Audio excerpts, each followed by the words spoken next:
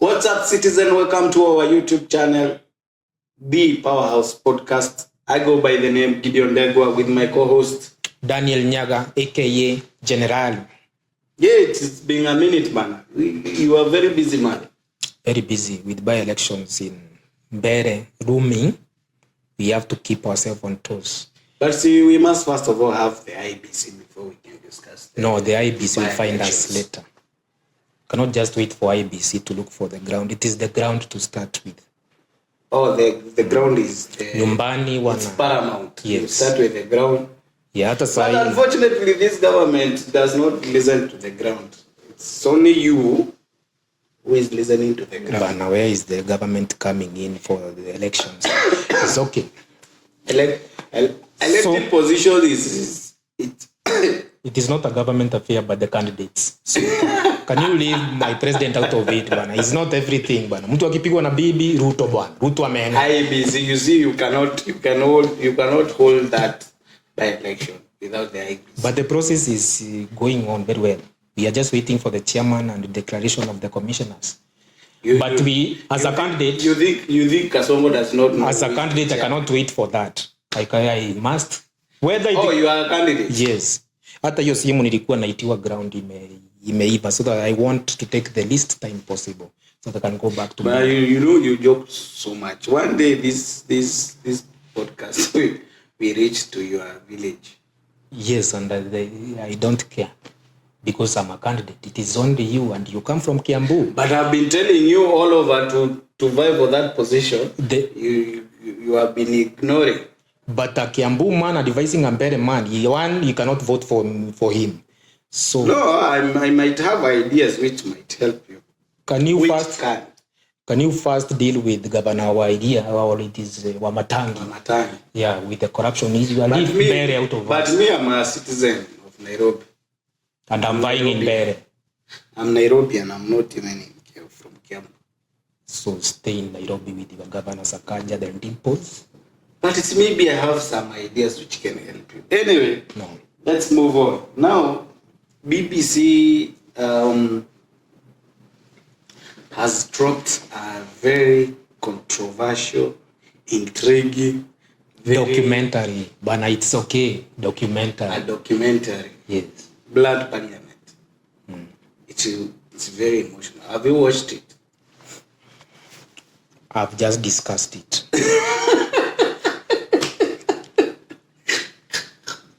You don't watch anything, you might find Nene. You might offensive. For government official, it's very offensive.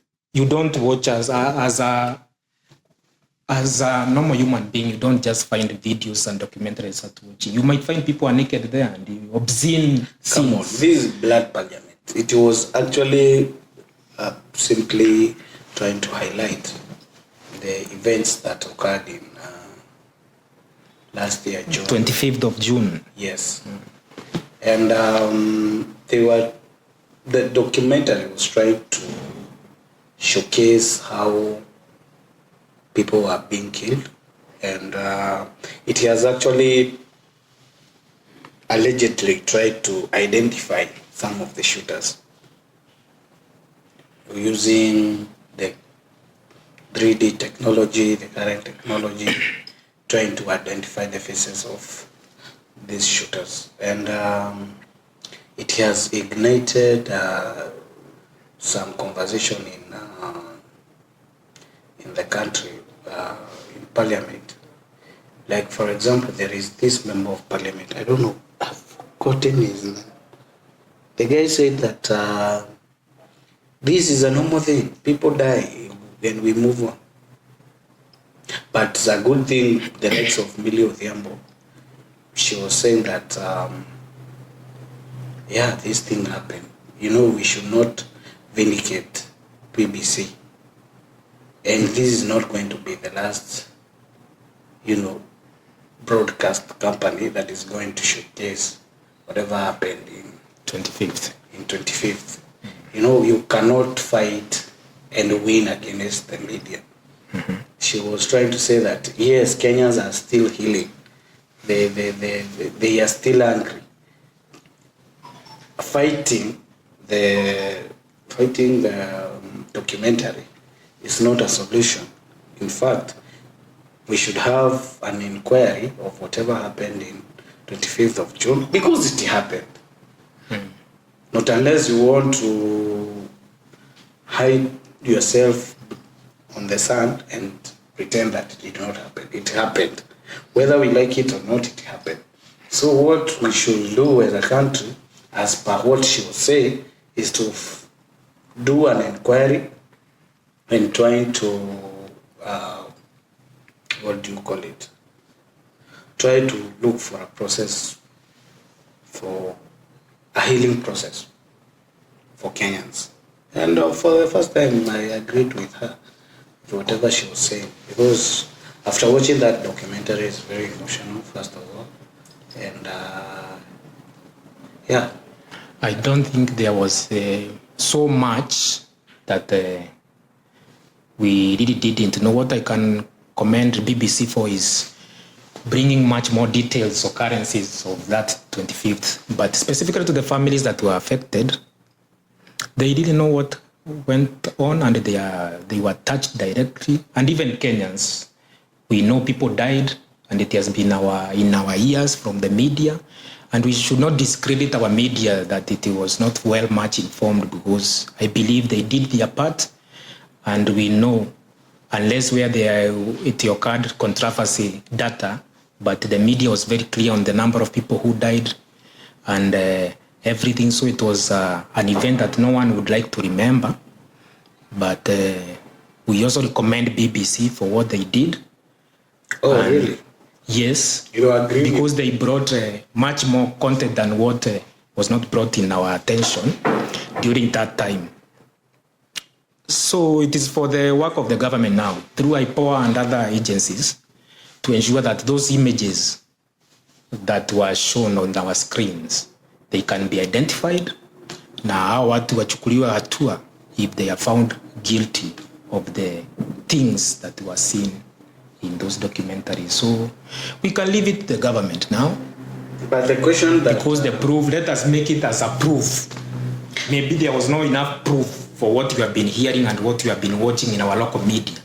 But let us serve as a proof that something needs to be done and people need to be put accountable.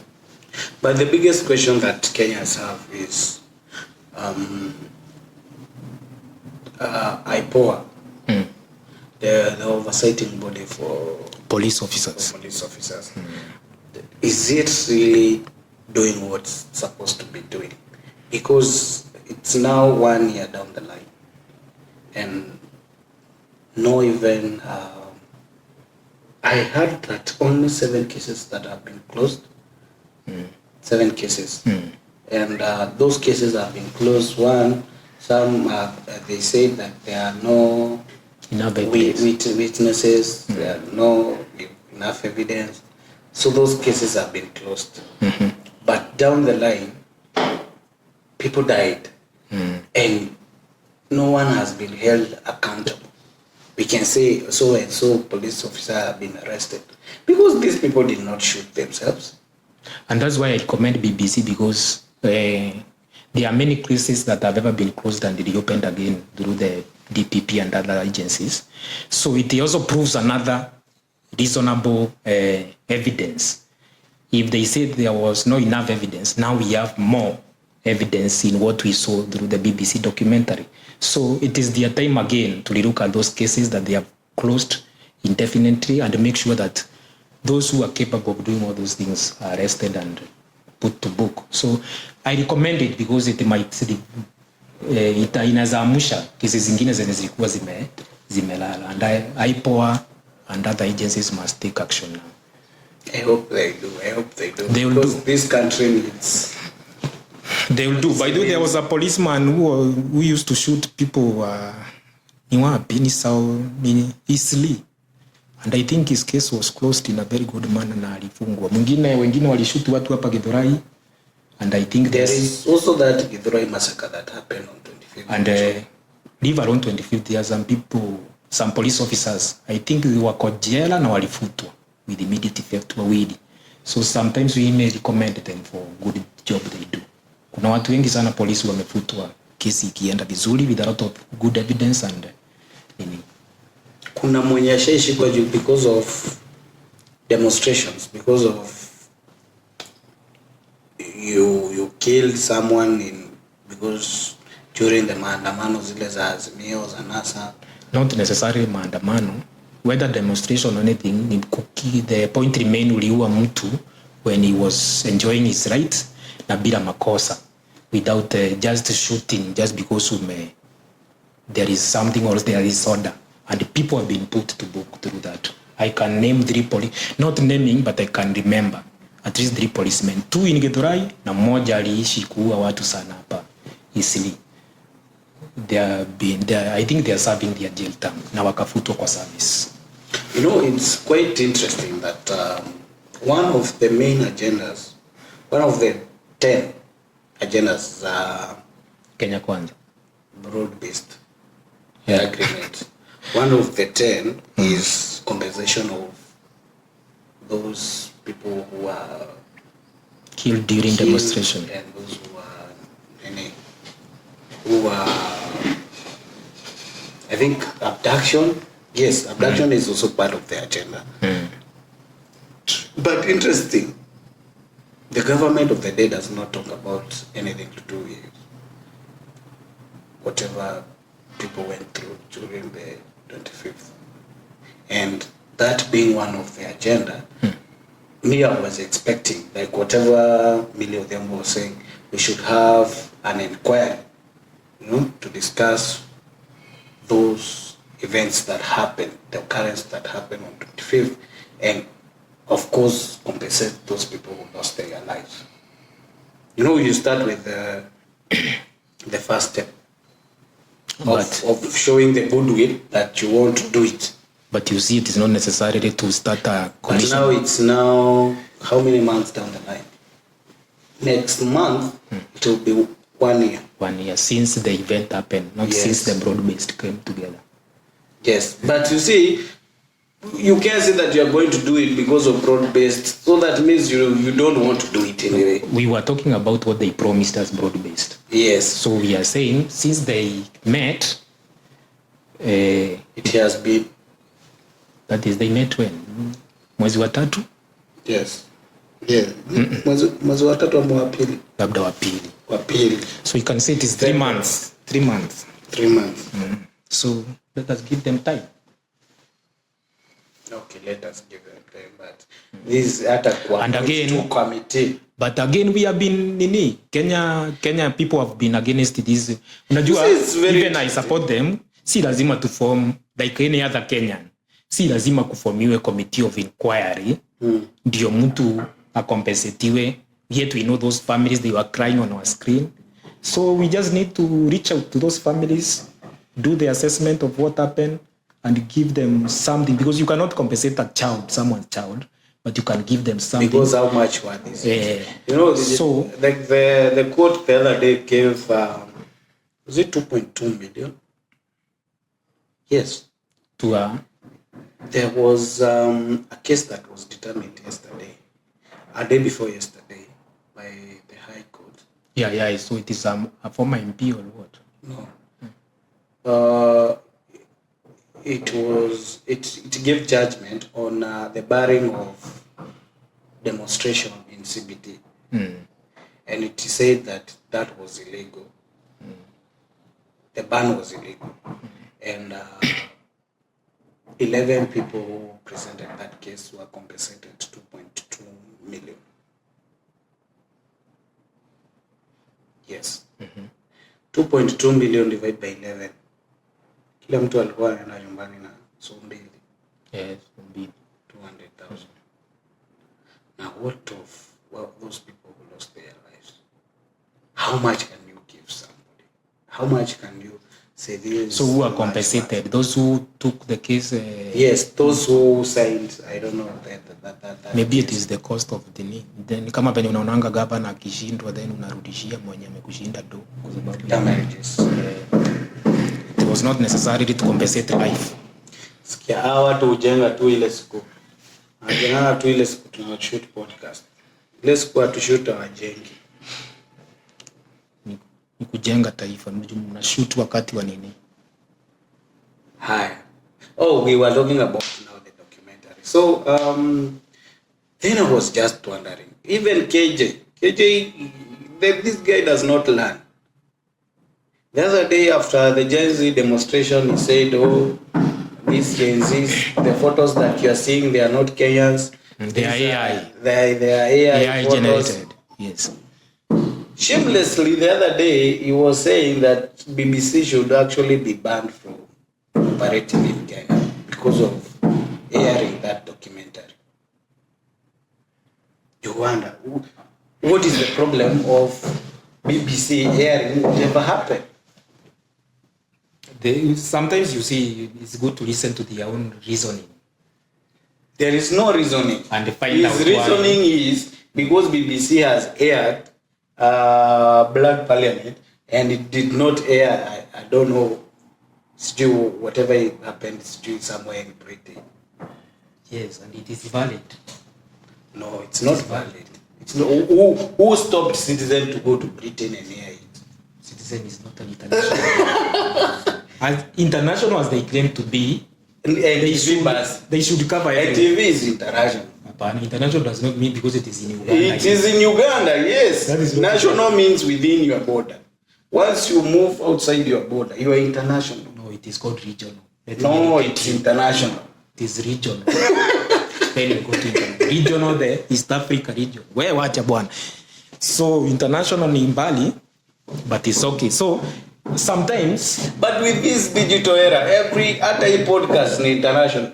It can reach anywhere in this world. Ni vile tu yani yeye alikuwa anakumulika biasness. Hakuna bias. Asemi ati whatever they are presenting is not right. Hakuna bias. But something happened in somewhere. You see, even zunguni kwenu lakini mliruka hiyo mnakuja. Someone will usually say hata ukauliza these great leaders, even those who ruled this Kenya before us. Even why didn't he say Peer Citizen is supposed to be? Even one of the greatest scholars, Peer Citizens also aired the same thing after the Gen Z demonstration. But Peer Citizen, it was politically correct. It was never discussed. But this one? It's because it's not politically correct. But because it is the truth. But you see, the government don't want to be told the truth. What did that documentary say which was wrong or which was false? Okay, you see the understanding of KJ is this: we are Africans. Let Africans write their own story. There is no one who can write our story better than us. So achane na affairs of Africa. Well, citizens, and I agree with him. Na Peer Citizen they wrote, but even KJ did not discuss it. It was not even discussed in Parliament. Yes, and that is wrong now. It's because whatever Citizen aired was biased.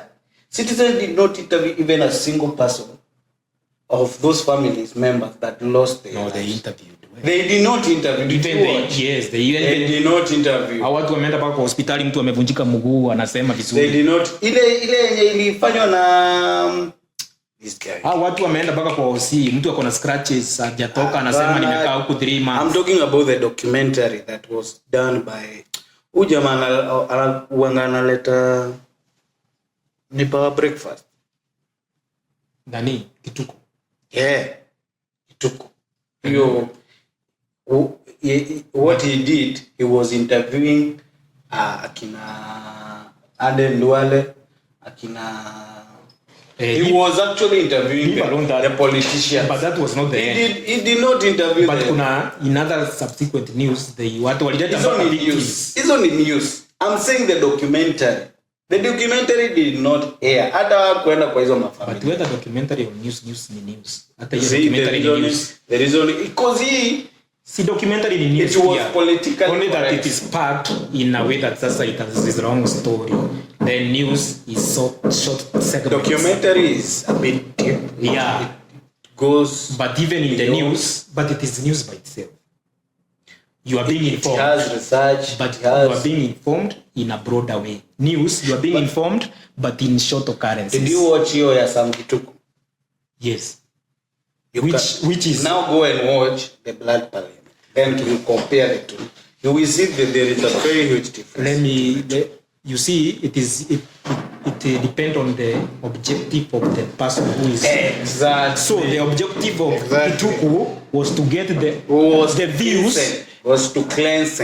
No, not to cleanse, to get the views from those people who are responsible, who are being blamed. What are you saying? Nyinyi mnablamiwa ni wewe ulileta jeshi wewe Duale. Hebu tuambie what made you mpaka ulete jeshi. That is, alikuwa anataka kuangalia hiyo side. Hii nyingine yenye imekuja ni ya kuangalia what is the occurrence on the ground. Na hatuwezi blame Kituku. That was where he wanted to deal with. Which is also good news. Kwani huyu tuna blame, hebu tusikie na yeye anasema nini, which is okay. Na akidanganya. Sasa kama huwezi blame Kituku, then mbona una blame BBC? Hakuna mtu ameblame. Ni vile tumesema. Umesikia venye nani alikuwa anasema. Vile tumesema. Even what they should be banned from operating. That is his own thought, but as for me, it is. I would say. For once, I agree with you. I would say, but they are not the best to write our story. They may also be biased according to the nini color. Kama inaitangwa aje.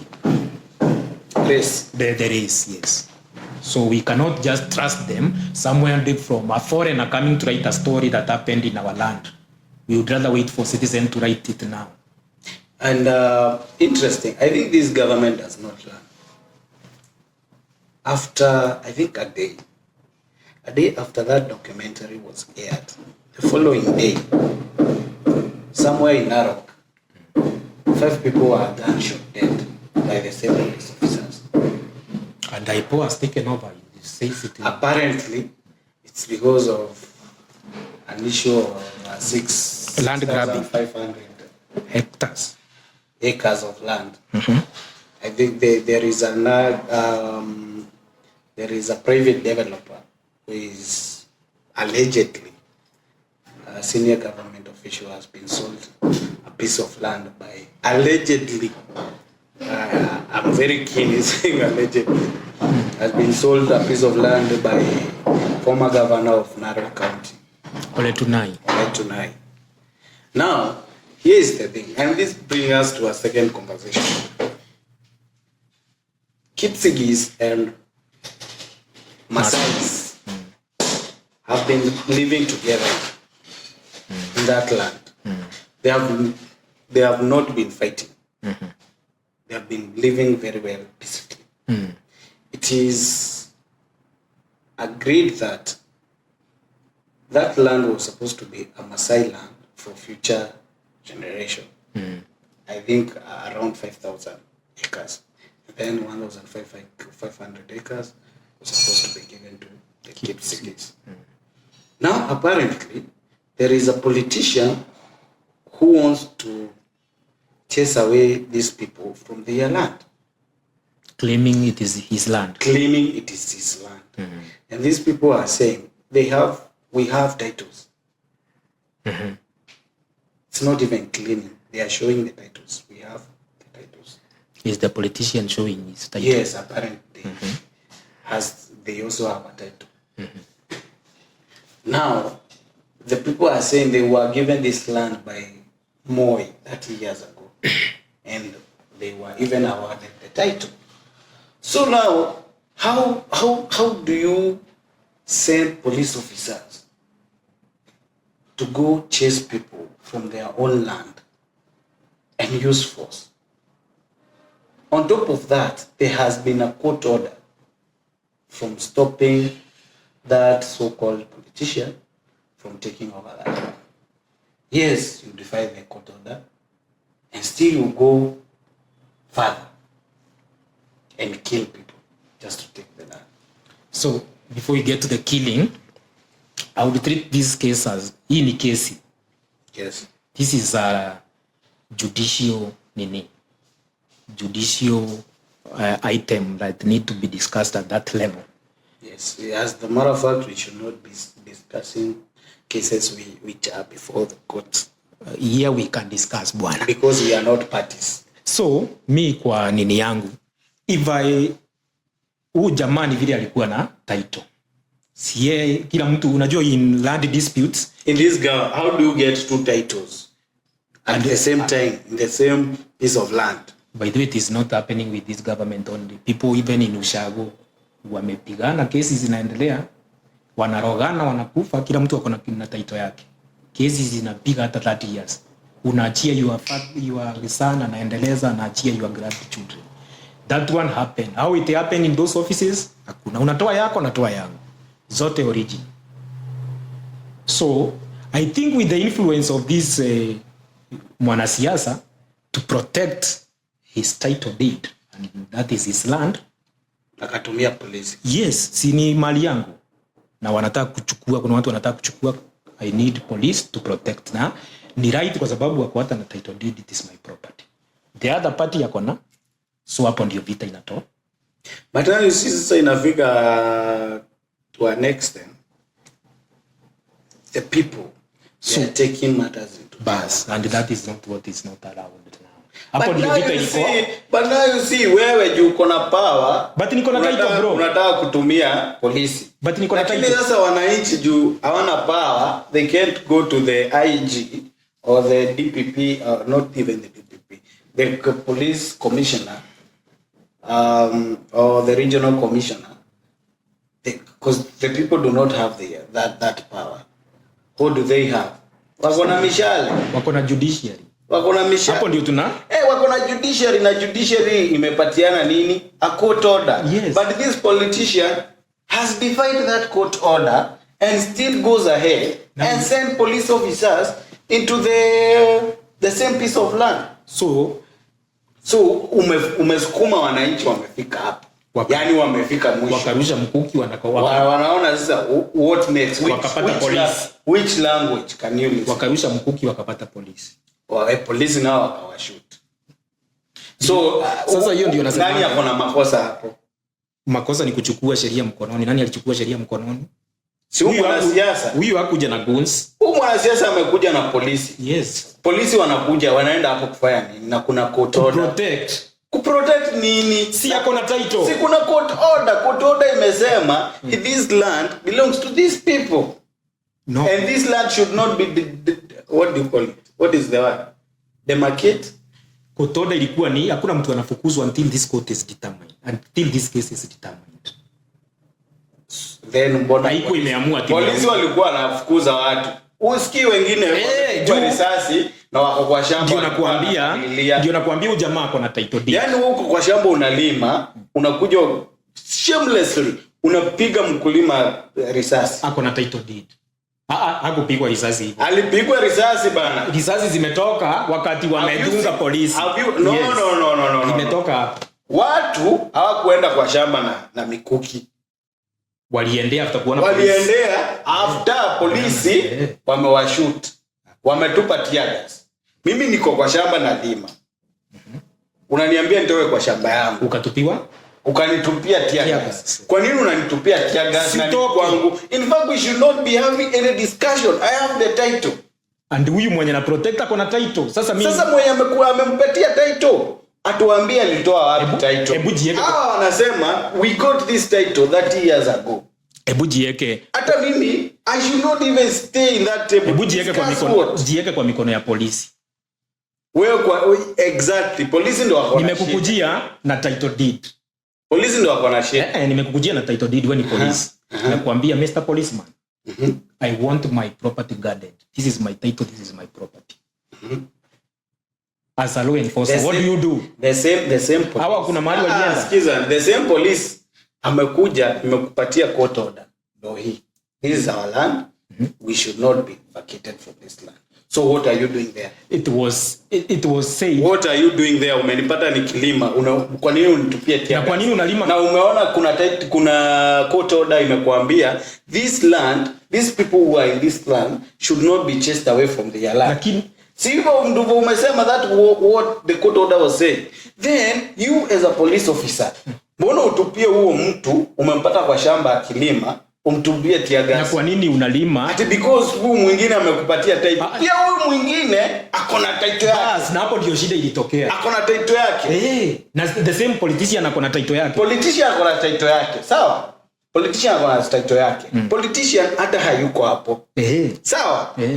Huyu na polisi amekuja hapo akilima. Actually ni kupadilia. So that means alikuwa shalima. Na umeget huyu mwenye umepata one akona court order. Second, akona title. So mbona umtupie tear gas? Wacha sasa kuna mahali you understand. When a land is in dispute na mumeambiwa muhold until case is determined, ayekuangi imeachia kuna mtu mwenye ni hiyo land. Kwanza muhold. So if then kama hakuna mtu mwenye hiyo land, then why chasing innocent farmers? Nikwambie.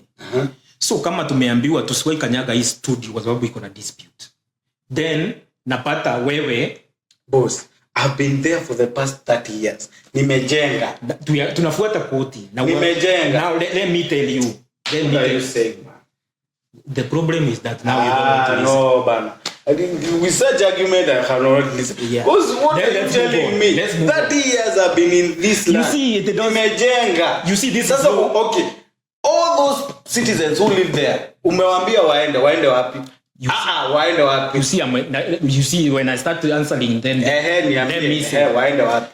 The court has said neither me nor you until we determine hii studio ni ya nani.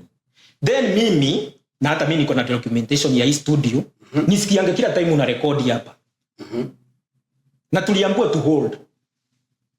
Then out of that anga na kuona discrimination na niko na the same document yenye niko nayo. Unaona si uko na the same document. Wewe unaikuja kurekod hapa. Na mimi niko na the same documents za hiyo podcast. Hata mimi nitaita polisi niseme niko na document, can you protect my studio? Na hivyo ndivyo ule jamaa alikuja. The same document ako nayo ndio wao raia wako na. Sasa wao wananchi waende wapi? They have to wait without kulima hapo. Where? Tell us where will they go? Where the court told them to go. But we must follow the law. So what Kenyans, you see, you don't like getting the right thing. No, it's not the right thing. Well, how is that right? Now you ask the court. Wao walisema hivyo. Yaani uko kwa shamba yenu, wewe umezaliwa kwa hiyo shamba. For the past 30 years, umeishi kwa hiyo shamba. You see, mali kuna unakaa it doesn't government sympathizers, you are very given. Mnachokesha watu. But how do you even defend that? Umepata mtu. So how does law apply now? If you want us to apply law because mimi nimekuwa kwa shamba for 30 years, so siwezi ambiwa si yako. Have you been listening to those wazee? Have you been listening to mheshimiwa? Hiyo which mheshimiwa hata hajatoka nje kusema ati shamba ni. He has been sending. Umeona even the local politician, hata the leader of majority wa Senate, alienda huko kwa nini?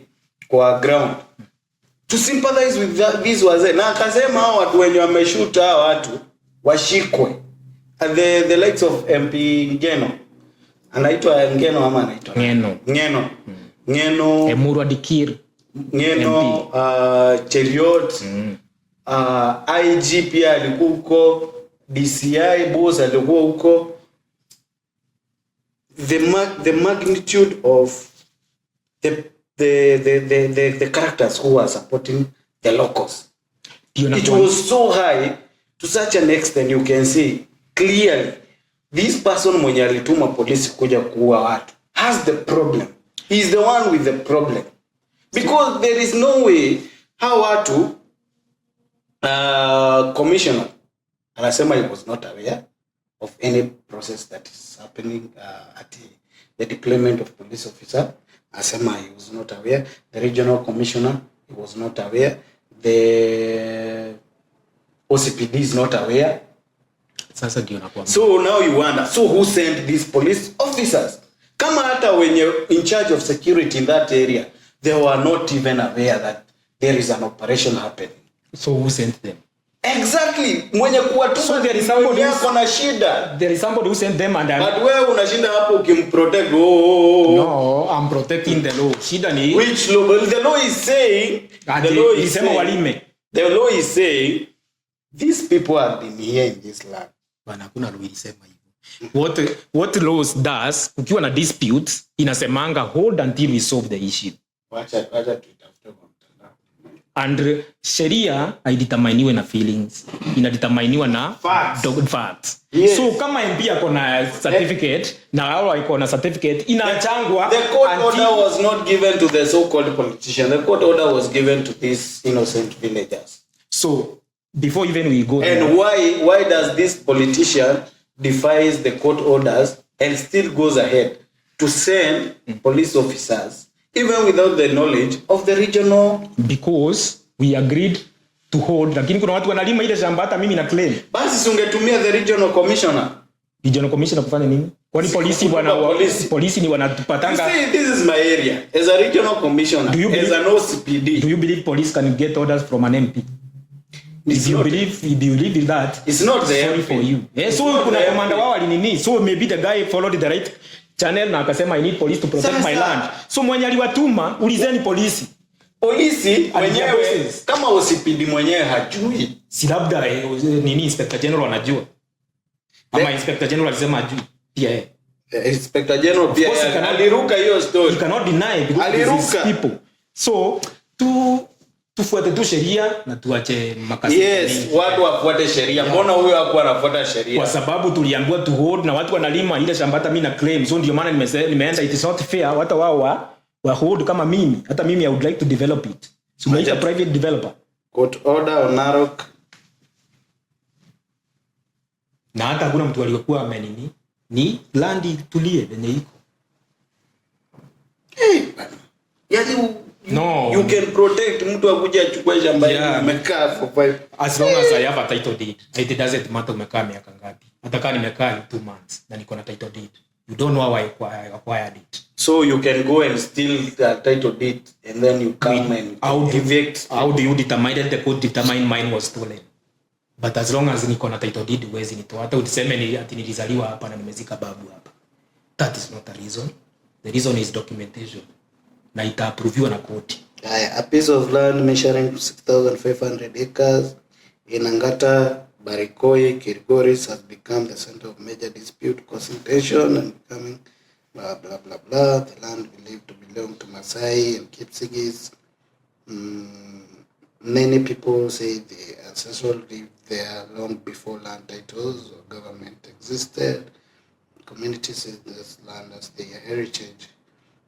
Complainants of unfair land deals and could see community lose part of their land. Some politicians have been accused of grabbing the land without.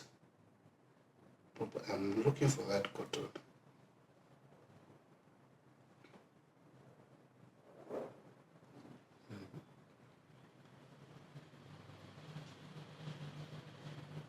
But the bottom line is why kill people?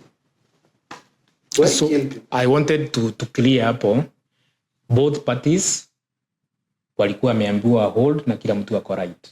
What comes now yenye ilileta vita ni polisi. Na kuna polisi niliona amepigwa mkuki ya masikio. Si uliona? Yes. Hata mimi nikiwa polisi sidhani ati utanipiga na niko na bunduki. Umenitupia nini ya masikio? Ai. Kwani risasi nimebeba ya ku nini buzi. But mbono uende I'm also someone's son. Kuna mama yangu ako mbele. Kuna kitu atuelewe. Anasemanga kuna kijana yake ako kiko na namtumianga hata panchi ya sukari. Na nikikufa atalia pia yeye huko. So let me ask. So policeman haimaanishi ati yeye ni just venye tunawa branding it is government, so government hakuna masi. Manze ni mtoto wa mtu na akona feeling like venye wewe ulirusha mkuki. Hata yeye anaweza kuwa triggered by anything that threatens his life. By the way, umekuta mtu akilima before you come in. Na by the way, sheria za polisi zinasema when your life is at threat, haujabeba plastic, react. And even Kindiki when he was nini, na kuna mtu ambaye mchallenge when he was the minister, he used to quote that iko kwa pinnacle zao. When your life is at threat, mkuki iko kwa masikio, next utafikiwa. Ni the same area, I think around that area walikata mtoto wa wenyewe walimkata na panga mkono. Yes, ni mtoto wa mtu na hata yeye anaweza liliwa sana akipelekwa na jeneza nyumbani. So even the life of that police, that one, it is equally important. It is equally to important to that person. Yeah. So by the moment wewe unaenda kupiga watu na pia gas na umepata watu wakilima. Why should you do that? Na sijui mbona understand hapa. Polisi wao ndo wanakuwa kwanza kupiga. Nimepeana example na hiyo. Yes, tear gas. It is well known. Tear gas. Fika hapo washaudurusha tear gas. Tear gas kama time ya maandamano. Watu wako pale. We are peaceful. We are saying we are peaceful. But shamelessly jamaa bado anatupa tear gas. Ameng'ang'ana mwingine mpaka akakatwa mikono na the same tear gas. Na watu wanasema we are peaceful. We are peaceful. Tunaandamana, we are peaceful. Mbona sasa utupe water cannon, utupe tear gas? You see, tear gas comes in when we are saying we are peaceful. Unaona polisi, they are law enforcers. Wakikwambia usiingie hapa kwa hii mlango, bas by the way maintain pale na useme we are peaceful ukiwa tu hapo, na amekwambia maandamano walikuwa, that is what they do. Unajua wanaekanga gari hivi then wanajifanya si kweli in this country. Kwa barabara watu wanafanya maandamano na ni kwa barabara wanaenda wakisema wanakuanga wanakuja ushawarushia tear gas. Yes, ukirushia tear gas mtu, hata mimi kama niko na mawe ndarusha mawe. Wanawekanga roli. Mimi niko na mshale kwa nyumba, umenipata ni kilimo, umenipiga na tear gas, niko na mshale kwa nyumba, naenda home nachukua mshale. Because tumekuwa vichwa ngumu, naenda home because we call it's because the government does not listen. That's the only language that this government listens. Polisi wamekuja wameweka roli yao ya maji hivi. Na do you know if wacha nimalize, did not fight for that land, say hiyo land ingekuwa imeenda. Wacha nimalize nikuambie. Polisi wameweka roli hapa ya maji na wakaweka gari. Umeua mtoto. Among those 5, it's a little kid. Let me finish. Mtoto mdogo umemuulia nini? Yeye hata anajua kuna taso ya land. Let me finish. I hate your argument the way you are protecting this because government. It is going against you. Kwa sababu mbona uwe mtoto mdogo? You know that there is a kid of 10 years old who has been killed. Why allow it as a... Mbona uwe mtoto? Na kwa nini umeallow it hapo? Mtoto wa 10 years umemuua. Ni kama huo mtoto alikuwa kwa hiyo maandamano. Na umeallow kwa nini ifike hapo? Yes, why you as a police officer, wewe uko na kichwa mzuri. Kwa sababu uliwekewa roli pale ya maji na ukaambiwa mzee usipite hapa. But because it is your right. Among the 5 people who are killed is a little kid of 10 years. Huo mtoto alikuwa makosa yake ilikuwa inakuanga ni juu ya hiyo furukuseni na ilianziwa na hao watu. Mdogo tu because kwa sababu kuna by the way there is no time that I will hate. How was that kid harmed? By the way there is was that kid it is out of the useless people who are told to follow the law. Was the kid attacking him? Hiyo ni ile vita inatokanga tear gas baba imefikia mtoto kwa sababu mliambiwa msipite hapa, but do you think you have more rights than the police? Mtu akisupport the government. Na mimi nasikianga mtu akipiga polisi amedungwa anauliwa. I have brothers, by the way I have blood brothers who are policemen. Umeua mtoto mdogo wa 10 years, future yake maybe that person could have become the next president of this country. Umeua mtoto, but the police cannot become the IG of the next IG of this country. Sijaisikia watu wanaandamana mumeua polisi sana. I feel bad kwa sababu hiyo kikosi unaonanga imejaa uwanja. Manzeni watu walizaliwa na watu. But when a police die, watu wana celebrating hapa. Hawatumia akili pia wa polisi. Wanapatiwa tu without even thinking, they just execute. Huyu alidungiwa mkuki without even execute, kwa sababu umeenda umepiga watu tear gas, umeanza kupiga watu marisasi na watu hakuna risasi. Ati hakuna risasi, huyu mtoto aliuliwa afterwards after Cheriot alikuwa anauliza what happened to these forces. Kitambo ulikuwa unapiga mtu risasi ya mguu. Nowadays you are aiming at the head, shoot to kill. Innocent citizens. Where were they aiming with the mkuki? Na sometimes inakuanga mpaka na nini na sumu. You are shooting to kill an innocent kid. There is nothing that you can say. I think even the police is not alive. Hizo vitu wanawekanga mpaka sumu. You are aiming to kill an innocent kid. It's not that aiming. You may take it that way. Mtoto hata hajui kama kuna titles, sijui kuna nini. Umempiga risasi umemuua. Na ndio maana nakwambia ati kwa sababu kuna mdosi fulani amekaa mahali alikutuma ukaprotect. Alafu jioni utaenda kulala njaa. Unaona carelessness between me and you can cause even our crew waumie kitu haiko inawahusu. That is what happens. Unapata ilikuwa mtu hataki kuobey sheria, ameambiwa mzee usipite hapa, hapo ni sawa. Then an engage police. Just listen to this. In that engagement, just listen to this guy. He was asking, why are you killing people? They could not even answer. Umeua mtoto mdogo wa 10 years. Because hawezi jitetea. Wewe umenianza kwa nini walidunga polisi mkuki? You cannot even answer. You are killing aimlessly. Can you answer kwa nini walidunga polisi mkuki? Kwa sababu wewe ushaanza kuua watu na life. Hakuna, ilianza after huyu amedungwa ndio akalitariate. No, listen. Yes, that is what we don't want you people to hear. After huyu amedungwa, polisi wakalitariate. Wakaanza kuchua. Polisi walipata watu wa kilima. Wakaanza kuwafukuza. Watu wa kilima wakaanza kuwatupia tear gas. Yes, hiyo ni kitu ya watu pia tear gas. Watu wakaanza kurusha mawe. Wakarusha mkuki. Hakuna mkuki, ulikuwa unaenda kulima na mkuki. Polisi mkuki walienda kuleta after polisi wametoa live bullets. Hakuna.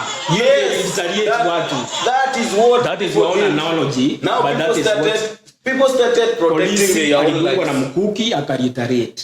Wakaanza kurudisha sasa. That is what you government supervisor want to sell a narrative. But I will never. We are going to use this police officer mmoja tu. You can see he's working.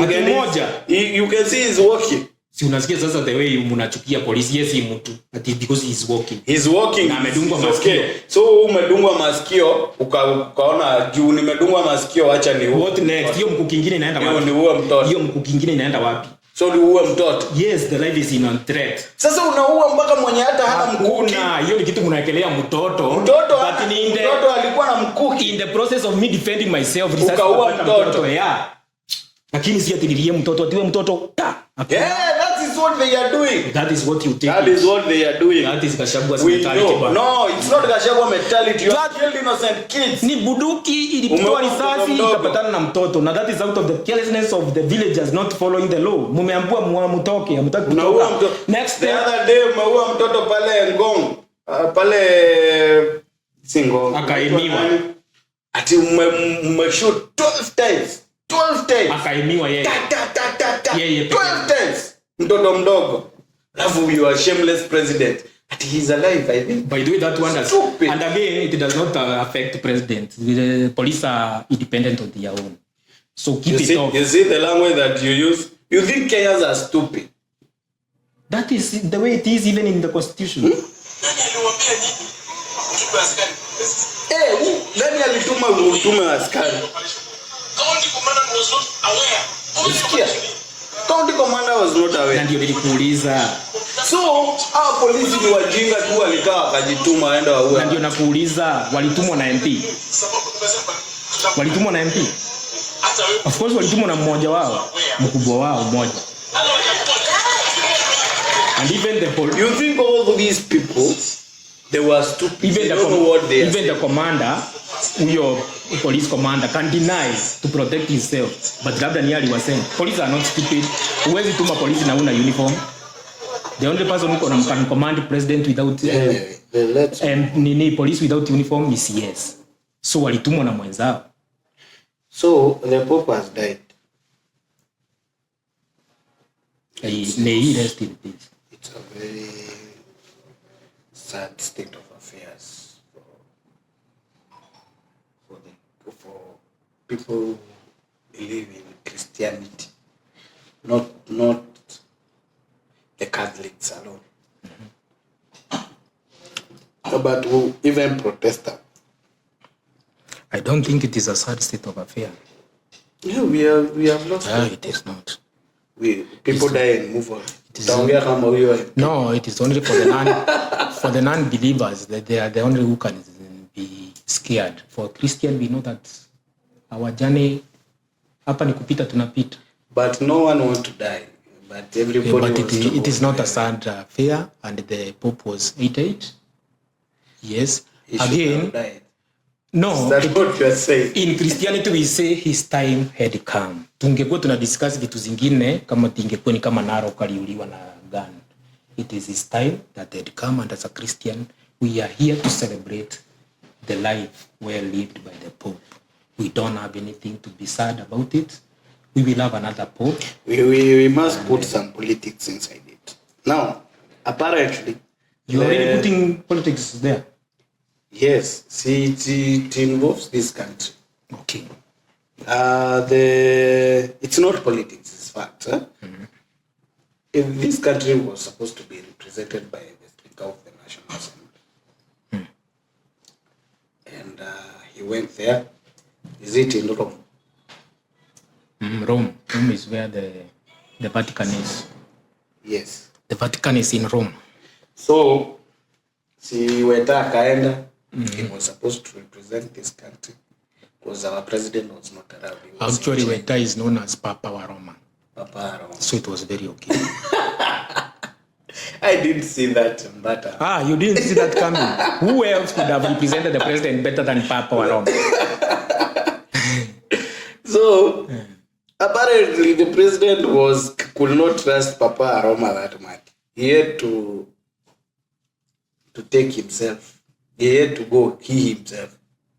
Okay, politics can allow that side of thinking, but the reality on the ground may not allow. Sometimes you may send someone to represent you because you think that whatever you are doing currently may take much of the time that you may not be able to make it. But once you make it and you are the one who is supposed to be there, you can genuinely join if you can't. You can join, and it does not mean that you shouldn't have said. It is just now you see, it is just as a point of emergency. At the expense of chaos. Because budget shapigwa Papa Waroma wewe kui PDM ni yako.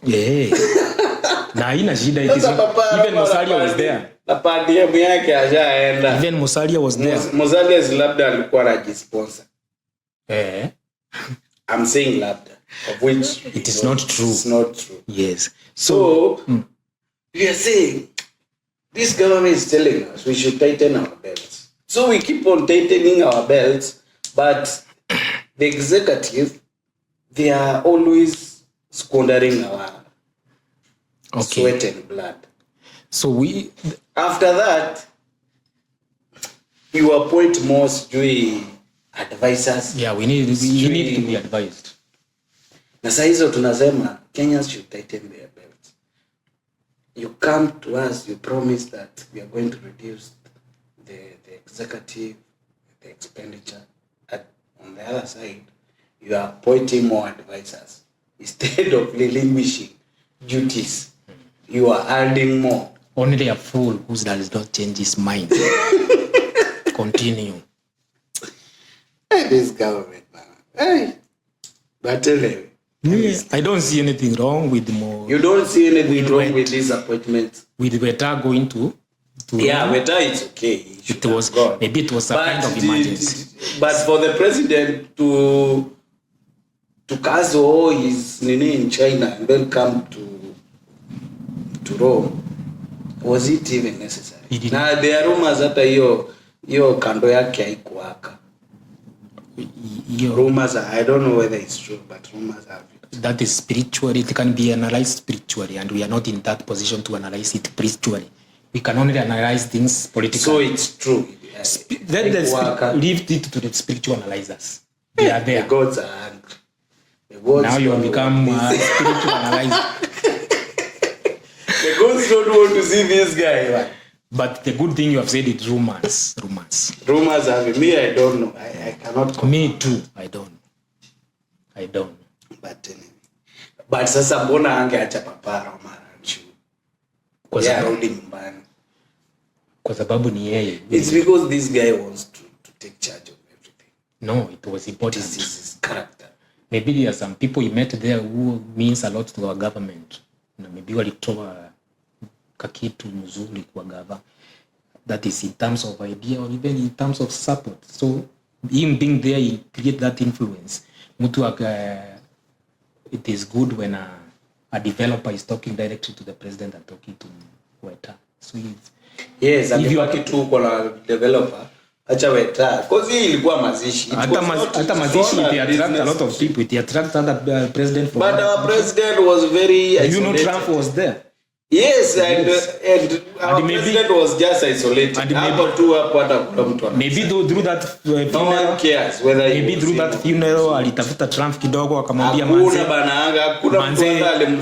manze wewe unajua ni yenye umeona kwa screen. Yes, tuliona. There are things that BBC will not show you. This guy is very hated. Behind the scene, labda locally and international. Akaona Trump maybe ana deliberate venye atarudisha msaada tena yenye alitoa.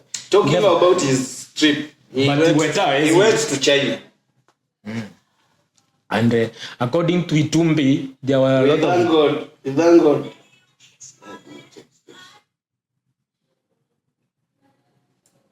Mr. Kamau, yes. What's on? Leta hii ina record. Sawa. Tumefika ngapi? Bwacha na kwa Tumefika ngapi? So he went to China. And he came with goodies. We thank God he came with goodies. And I hope he didn't come with more loans. So the problem with this government is so economical is the truth. Anaweza sema that I did not borrow because that's what he said. He didn't go there to discuss loans. He went there to look for investors. And that is one thing that is unique with our current president. That's what he said. I hope it's true. Because but it is. You have because it's for the benefit of this country. I hope it's true. You have no reason to doubt. It is true by the way. No, we have every reason to doubt because this guy always lies. Even the other day, akuwa pale Catholic University, a cooperative university. He himself even said, I know you guys will not believe me. Because he knows people don't believe you. Kwa sababu the moment you get an opportunity to open your mouth, you will lie. Let's go back to China. Yes. Talking about China, I hope it's not lies. Okay. I hope it's not the normal PR. He will be able to prove it later. Like venye aliambiwa barabara ya Elwak. Ikiisha barabara ya Elwak World Bank ilikuwa ishaekelea. Sio kweli. One thing I like during Uhuru style ilikuwa imeekelea world, the documents are there, you Google. One thing I like about Google. Actually I'm going to support you. Now you see you don't like me talking. Usiseme ati ni amejenga barabara. He just announced it. One thing I like about those who do not support the president, they will always find reason. Sijui za kuweka president Uhuru Kenyatta. Si ukweli. Sijui ni alianzisha hii. Si angemaliza basi. For 10 years what has he been doing? Haya, number 2. Umekisha what do you Uhuru zile barabara amejenga basi. When Ruto was saying Elwak akiambiangu uongo, walikuwa nasema hata itawahi fanyika ni uongo. Akianza kufanya, hii kitu hata ni World Bank. That nonsense should stop and let us give credit to where it belongs. Now let us continue. So you want to credit? Yes. For what? Because you discredited it when he was saying tutajenga hii barabara. Lakini akianza kujenga ndio mnakumbuka kuna World Bank. Ameanza kujenga. Barabara imekuwa ikijenga. Where were you that time kusema msimngemwambia ni World Bank? Kuna World Bank. That is not true. Only a fool doesn't know that. So kuna pesa imeachwa na nani? You know that's what he uses kwa sababu anajua watu wa Garissa they cannot. Hiyo inakuanga. Watu wa Marsabit hawajui. Watu wa Isiolo whatever I tell them they understand me. That uongo yao watu atijui kila kitu kinafanya huku ni Uhuru alianzisha. Si ni ukweli. But that is not true. That is not true. That is not true. Hiyo tu ni vitu. Who is Uhuru bwana? Uhuru is corrupt, the most corrupt president that we ever had. Yeah, but yes, hiyo kampuni inaweza kuwa the most corrupt president is William Ruto. No, it is. You can even Google Uhuru. Because hata hiyo pesa. In fact, it's not only in this country. Worldwide. If there was money. Alikuja number 2 na ni venye number 1 pale ali. Wachana Gachagua. Si Gachagua ni ukweli. Si it was there. Even that money. The most corrupt president ever in history. You are kingpin Wamunyoro when he got. No, don't bring Wamunyoro's stick. Wamunyoro hata is not. By the way, I'm making just my point. Why are you scared when I say Wamunyoro? It's when Wamunyoro got into power. You want to force me? No, I'm not there. To be in Wamunyoro. I'm not there. I'm not in Wamunyoro. Your president is corrupt. I'm not forcing it. One thing that when they got to power. Not even the president. Arap Mashamba. When they got to power, Wamunyoro said what? Wamepata hakuna kitu. So if there was a lot of money left by the president to complete project, Wamunyoro mwenye the truth man angetuambia. So hii issue ya kila kitu. Anything that Ruto does, ni Uhuru alianzisha. But when we go again, Ruto amejenga manyumba. Hiyo nao tunampa. When we go, amejenga manyumba na pesa yetu. let me finish my point. When we go to, usiseme tunasema hivyo. Si ni hivyo. Ni mimi nimesema hata hilo lengo mlisema ni pesa ya Uhuru alianzisha. Gani hiyo? Hilo lengo stadium. Hiyo ya Nyeri. Mlisema ni kuna pesa mingi sana ya Uhuru ni alianzisha hii. Of course hiyo uwanja imeanza kujengwa lini. Thank you very much. Lakini ilianza kitambo. But the blame comes, ni venye watu wanakulanga pesa. Si ni akina Uhuru hao. But hiyo amwezi sema kulangwa pesa. Amwezi sema mkienda kuinject the fact is ilianza time ya Uhuru. But alimaliza. So we that means walikula pesa. Si alianza. Lakini hata yeye alianza. What will happen? Hata alianza ama si alianza. Lakini Ruto akimaliza. Sema ni alianza ama si alianza. Hakuanza chochote tu alikula. Ingeanza wewe imeanza. It has been. Si tuliona imejaa nyasi. Ina a quarter of it. Simeanza imejengwa quarter. Watu si walikuwa na inject wakisema ona nothing has been done since 20 imejengwa quarter. Kuna quarter. Na blame ikijengwa bado mtasema ni Ruto ni Uhuru alianzisha. Si ukweli ni alianzisha. So hizo So the only thing for me I can give it to those are amejenga manyumba. Manyumba nazo amejenga. By the way hata hizo anajenga nyumba. By the way hata hizo anajenga. Unaona hata hizo? Na hizo housing levy zetu. Hizo nazo. Unaona hata hizo? Hizo housing levy zetu. Anajenga. Unaona hata hizo? Alafu atuuzie. By the way ni wewe tu unasema ni Ruto. Wanasema ni Uhuru alianzisha manzi. Hapana, Uhuru alijenga zake na zake zilikuwa za PPP. Kwa hizi zangara. Wewe ndio unajua hivyo. Hizi zangara Uhuru alijenga. Sikatai, lakini hapa nje. Na yeye hakutucharge housing levy. Wanasema hii ni Uhuru. Na hiyo pia ni Uhuru alianzisha. Hizi anajenga na pesa yetu ya housing levy. Thank you for accepting that. Alafu unajua contracts za mabati, cement, wanakula na Dave. Wewe umeapply ukanyimwa. Where do you start? Yes, mimi niko na kwa ndani. You see people have tenders. Me I'm na supply milango. I'm supplying cement. I'm buying from Bamburi and supplying. Go to the for you. You see unajua siko kwa serikali. Vijana kama uko na certificate apply. Wacha kuogopa. Mimi kijana mwenzenu mimi. Niko na tenda. Uliza Wakavinye alideclare kwa kamera. Akasema vizuri kwa podcast yao. The first time ameapply nini na ikaenda through na akaambia youth by the way msiogopange. Haikuwa ya gava. Why are you lying to Kenyans? Haikuwa ya housing levy. Why are you lying? Sijasema housing levy. Nasema tenders za gava. Yani you can engage. Tenders za gava. Of course tenders za gava ni mingi tunafanya. So housing levy ni ya gava. Government hawalipangi. They have a lot of tenders za gava ziko na watu wana apply. Don't apply if you are not sure. Don't apply. Continue, you will die. Utachotwa tu bure. You will die poor. You will die poor being. I'm advising you. Where's apply bwana? Kama uko na account. Account kama. Wajana account gava. Kama ujue mtu usi apply. You will never be paid. Bwana wewe you want people to remain in aviator bwana. Encourage you to apply. Sasa you don't want even them to take risk if you are not sure. Let them take risk. Bana, you si umekuwa ukitake risk. Chukua loan. Si umekuwa ukitake risk na aviator. Take another risk. Hii ni ndogo. Me I have stories of people who have taken loans to do this. Sikiza na mimi nimeapply. Huyu amesema hajawahi achana. This guy is lying to you. Mimi niko naye. Anyway, encourage youth bwana. Wacha watu. Unataka watu wa aviator tu. Na umeona tumefungiwa. Hata hizi. Hata hatutawaiona matangazo ya nini. Now who will encourage us that we can continue play. Na sasa when we are idle, mtu anatuambia tusiapply tender. Una apply tender na una pesa gani? First of all, we don't have youth we are our own enemies. First of all, we don't have money. The bank cannot give you letter of guarantees. Kwa sababu una pesa. Sasa utasapply nini? Which tender? Nimesema kama uko na the only barua who are surviving in this tender ni akina Mili. Haitwa Mili Odhiambo. Millicent Omanga. Mimi ni Millicent.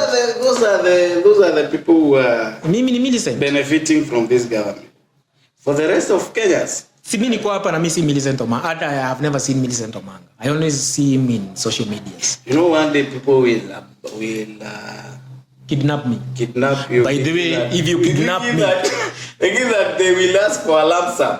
If you kidnap me and you are successful, Count yourself a rich person. Yeah, poverty you'll say goodbye. I'm a wealthy man bwana. Ni vile anachezanga chini. But that has been our time. Don't forget, chukua kura. Kura ndio determine your future in terms of the leadership that you want. And of course, I go by the name Gideon Ndegwa. Na mimi Daniel Nyaga aka Generali. Next election, don't be tribal. Peace. Vote for the best candidate.